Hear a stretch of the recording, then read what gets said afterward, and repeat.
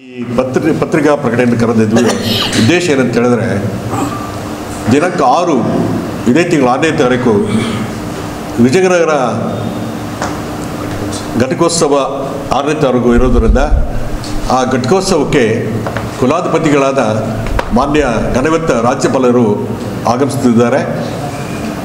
ಅವರ ಒಂದು ಪಕ್ಷಪಾತಿ ಧೋರಣೆಯನ್ನು ನಾವು ಖಂಡಿಸಿ ಅದೇ ದಿವಸ ಪ್ರತಿಭಟನೆಯನ್ನು ಹಮ್ಮಿಕೊಳ್ಳಬೇಕಂತ ನಾವೆಲ್ಲ ತೀರ್ಮಾನಿಸಿ ಈ ಪತ್ರಿಕಾ ಪ್ರಕಟಣೆಯನ್ನು ನಾವು ನಿಮ್ಮಲ್ಲಿ ಕರೆದಿದ್ದೇವೆ. ಈಗಾಗಲೇ ತಮಗೆಲ್ಲ ರಾಜ್ಯಾದ್ಯಂತ ಗೊತ್ತಾಗಿದೆ ಅವರ ನಡವಳಿಕೆ, ಅವರ ಉದ್ದೇಶ, ಅವರ ಮಾನ್ಯ ಕರ್ನಾಟಕ ರಾಜ್ಯದ ಮುಖ್ಯಮಂತ್ರಿಗಳಿಗೆ ಯಾವ ರೀತಿ ಅವರು ಪ್ರಾಸಿಕ್ಯೂಷನ್ಗೆ ಅನುಮತಿ ನೀಡಿದ್ದಾರೆ. ಅನುಮತಿ ನೀಡುವುದರ ಮೂಲಕ ಪಕ್ಷಪಾತಿ ಧೋರಣೆಯನ್ನು ಕೂಡ ಅವರು ತೋರಿದ್ದಾರೆ ಎಂಬ ನಾವೆಲ್ಲ ಮನಗೊಂಡು ಆ ಧೋರಣೆಯನ್ನು ನಾವು ಖಂಡಿಸಿ ಅದರ ಪ್ರತೀಕವಾಗಿ ನಾವೆಲ್ಲ ಈ ಶೋಷಿತ ಸಮುದಾಯಗಳ ಒಕ್ಕೂಟದ ಎಲ್ಲ ಪದಾಧಿಕಾರಿಗಳು, ಸದಸ್ಯರು, ಅಧ್ಯಕ್ಷರುಗಳು ಪ್ರತಿಭಟನೆಯನ್ನು ಹಮ್ಮಿಕೊಳ್ಳಬೇಕಂತ ನಾವನ್ನು ತೀರ್ಮಾನಿಸಿ ಅದೇ ಸದುದ್ದೇಶದಿಂದ ನಾವು ಅಲ್ಲಿ ಇವತ್ತು ಹಮ್ಮಿಕೊಂಡಿದ್ದೇವೆ. ಇದು ಅವರು ಒಬ್ಬ ಕೇಂದ್ರ ಸರ್ಕಾರದ ಏಜೆಂಟ್ ಅದು ವರ್ತಿಸಿದ್ದಾರೆ. ಇದು ಅವರ ಪ್ರಜಾಪ್ರಭುತ್ವದ ಕಗ್ಗೊಲೆ ಅಂತ ಹೇಳಬಲ್ಲೆ ನಾನು. ಹಾಗೆ ಸಂವಿಧಾನವನ್ನು ರಕ್ಷಣೆ ಮಾಡೋವರೇ ಸಂವಿಧಾನವನ್ನು ಇವತ್ತು ಕಡೆಗಣಿಸ್ತಾ ಇದ್ದಾರೆ. ಅವರ ನೀತಿ ನಿಯಮಗಳನ್ನು ಕೂಡ ಅವರು ಸಂವಿಧಾನ ಪಾಲನೆ ಮಾಡ್ತಾ ಇಲ್ಲ. ಪ್ರಜಾಪ್ರಭುತ್ವದ ರಕ್ಷಣೆಯನ್ನು, ಮಾನವ ಜಾತಿಯನ್ನು ಉಳಿಸಬೇಕಾದ ಅವರೇ ಇದೆಲ್ಲ ಕಗ್ಗೊಲೆ ಮಾಡ್ತಿದ್ದಾರೆ, ವ್ಯವಸ್ಥಿತವಾಗಿ ಕಗ್ಗೊಲೆ ಮಾಡ್ತಿದ್ದಾರೆ. ಈ ಅವರ ಧೋರಣೆಯನ್ನು ಖಂಡಿಸಿ ನಾವೆಲ್ಲ 6ನೇ ತಾರೀಕು ಪ್ರತಿಭಟನೆಯನ್ನು ಹಮ್ಮಿಕೊಂಡಿದ್ದೇವೆ. ಇದು ಯೂನಿವರ್ಸಿಟಿಯಲ್ಲಿ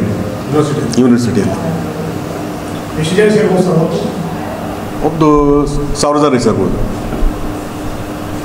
ಸುಮಾರು 1000 ಜನ ಸೇರ್ಬೋದು. ಕಪ್ಪು ಬಾವುಟ, ಕಪ್ಪು ಬ್ಯಾಡ್ಜಸ್ ಅದರಿಂದ ಹೊಂದ್ಕೊಂಡಲ್ಲಿ ಯೂನಿವರ್ಸಿಟಿ ಮುಂಭಾಗದಲ್ಲಿ ನಾವೆಲ್ಲ ಪ್ರತಿಭಟನೆ ಮಾಡಬೇಕಂತ ತೀರ್ಮಾನಿಸಿದ್ದೀವಿ. ಇಲ್ಲ, ಇದು ಕೋರ್ಟಲ್ಲಿ ತೀರ್ಮಾನ ಆಗುತ್ತೆ. ಅದೇನಿದ್ರು ಕೋರ್ಟಲ್ಲಿ ತೀರ್ಮಾನ ಆಗುತ್ತೆ. ನಮ್ಮ ಜವಾಬ್ದಾರಿ ಈ ಶೋಷಿತ ಸಂವಿಧಾನ ಒಕ್ಕೂಟದ ವಿರುದ್ಧ ಜವಾಬ್ದಾರಿ ಏನಿದೆ ಅದು ನಾವು ಮಾಡ್ತಿದ್ದೀವಿ ನಮ್ಮ ಪರವಾಗಿ. ಅದೇನೇ ತೀರ್ಮಾನ ಇರಲಿ, ಕೋರ್ಟ್ ತೀರ್ಮಾನ ಕೊಟ್ಟು ಸ್ವಾಗತ ಮಾಡಲೇಬೇಕಲ್ಲ. ನಮ್ಮ ಪರವಾಗಿ ಜೋರದ ಇದೇ ವಿಚಾರಗಳು ನ್ಯಾಯಾಲಯದಲ್ಲಿ ಪ್ರಕರಣ ಕಾಲಕ್ಕೆ ಮಾತಾಡೋ ಕಾಲಕ್ಕೆ ಯಾವ ಕಾಲಕ್ಕೆ ಇಂಥವೆಲ್ಲ ಮಾತಾಡಿದ್ರೆ ಈಗ ನಾವು ಪ್ರತಿಭಟನೆ ಮಾಡುವ ಮುಖಾಂತರ ನಮ್ಮ ನಡವಳಿಕೆ ಏನು ಕೋರ್ಟಿಗೆ ಹೋಗಿ ಆದಮೇಲೆ ತೀರ್ಮಾನ ಆಗಲ್ಲ.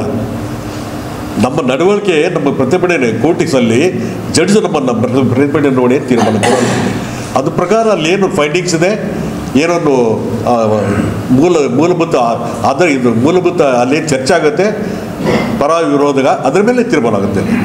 ಅದು ಬೇರೆ. ಕೋರ್ಟ್ ತೀರ್ಮಾನ ನಾವು ಪರ ಆಗಲಿ ವಿರೋಧ ಆಗಲಿ ಸ್ವಾಗತ ಮಾಡ್ತೇವೆ. ಅದನ್ನು ನಮ್ಮ ಉದ್ದೇಶ, ನಮ್ಮ ಪ್ರಶ್ನೆ ಇದೆ.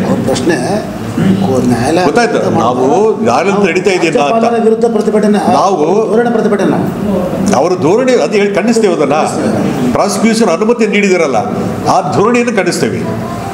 ಒಂದು ವಿಚಾರ ಆರೋಪ ಬಂದಿದೆ, ತನಿಖೆ ಎದುರಿಸಿದಂತ ಹೇಳಿದ್ದಾರೆ. ಯಾವುದು? ರಾಜ್ಯಪಾಲರಿಗೆ ಮನವಿ ಮಾಡಿದ್ದಾರೆ, ಆರೋಪ ಮಾಡಿ ಸಿದ್ದರಾಮಯ್ಯ ಅವರ ಮೇಲೆ ಇದೆ ಅಂತ ಹೇಳಿ. ಸೊ ಅನುಮತಿ ಕೊಡೋದ್ರಲ್ಲಿ ತಪ್ಪೇನಿದೆ ಅಂತ. ಅನುಮತಿ ಕೊಡೋದ್ರ ತಪ್ಪೇನಿಲ್ಲ. ಇವ್ರ ಮೇಲೆ ಯಾವುದು ತನಿಖೆ ಎದುರಿಸಿ ಈಗ ಜನ ಕುಮಾರಸ್ವಾಮಿ ಅವರ ಪ್ರಾಸಿಕ್ಯೂಷನ್ ಸುಪ್ರೀಂ ಕೋರ್ಟ್ ಆದೇಶದ ಮೇರೆಗೆ ಲೋಕಾಯುಕ್ತ ತನಿಖೆ ಮಾಡಿ ವಂಚನೆ ಮಾಡಿದ್ದಾರೆ ಅಂತ ಹೇಳಿ 420 ಅಂತ ಹೇಳಿ ಪ್ರಾಸಿಕ್ಯೂಷನ್ ಒಬ್ಬ ಲೋಕಾಯುಕ್ತ ಅಧಿಕಾರಿಗಳು ಕೊಟ್ಟರು ಕೂಡ ನವೆಂಬರ್ 10 ತಿಂಗಳಾಗಿದೆ. ಅದರ ಬಗ್ಗೆ ಯಾಕೆ ಇವತ್ತರವರೆಗೂ ಮಾನ್ಯ ಗವರ್ನರ್ ಅವರು ಯಾಕೆ ಚಕಾರ ಎತ್ತಿಲ್ಲ? ಅಲ್ಲಲ್ಲ, ಅದ್ರ ಬಗ್ಗೆ ಅಷ್ಟೇ. ನಾವು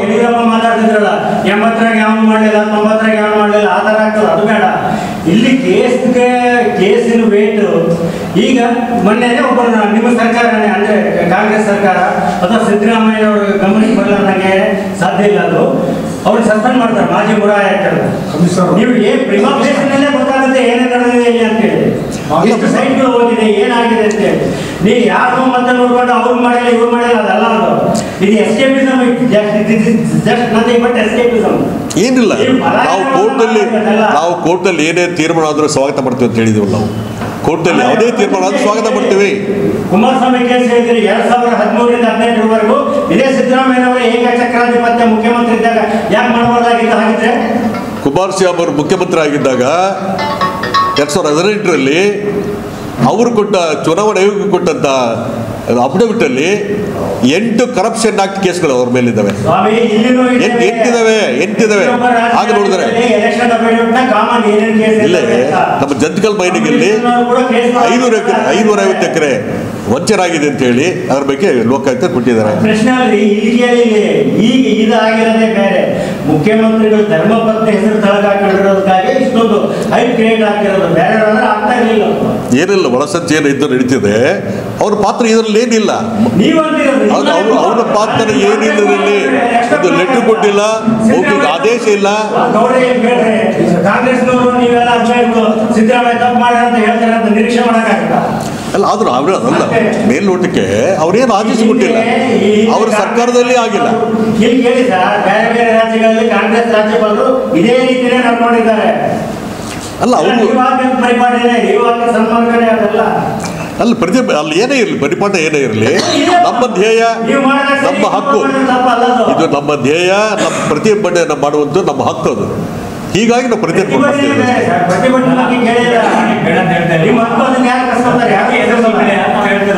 ಯಾವ್ದು ಹೇಳಿ?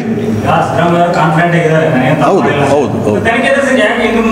ಅಲ್ಲ, ತನಿಖೆ ನಾವು ಹೇಳ್ತೀವಲ್ಲ, ಸ್ವಾಗತ ಮಾಡ್ತೀವಿ, ಏನೇ ಬರಲಿ ಅಂತ ಹೇಳ್ತಿದ್ದೀವಿ. ರಾಜ್ಯಪಾಲರು ಪ್ರಾಸಿಕ್ಯೂಷನ್ ಕೊಟ್ಟಿದ್ದು ತಪ್ಪು ಅಂತ ಹೇಳ್ತಿದ್ದೀವಿ. ರಾಜ್ಯಪಾಲರು ಪ್ರಾಸಿಕ್ಯೂಷನ್ ಅನುಮತಿ ನೀಡಿದ್ದಾರೆ, ಅದ್ರ ಬಗ್ಗೆ ಮತ್ತೆ ನಮ್ಮ ಖಂಡನೆ, ಮತ್ತೇನಿಲ್ಲ. ಪ್ರಾಸಿಕ್ಯೂಷನ್ ಅನುಮತಿ ನೀಡಿದ್ರ ಬಗ್ಗೆ ನಮ್ದು ಖಂಡನೆ, ಮೊದಲ ಖಂಡನೆ. ಬಳ್ಳಾರಿಯ ನಿರಂತರ ಸುದ್ದಿಗಾಗಿ ಬಳ್ಳಾರಿ ಬೆಳಗಾಯಿತು ಚಾನೆಲ್ನ ಸಬ್ಸ್ಕ್ರೈಬ್ ಮಾಡಿ ಹಾಗೂ ಬೆಲ್ ಐಕಾನ್ ಒತ್ತಿ.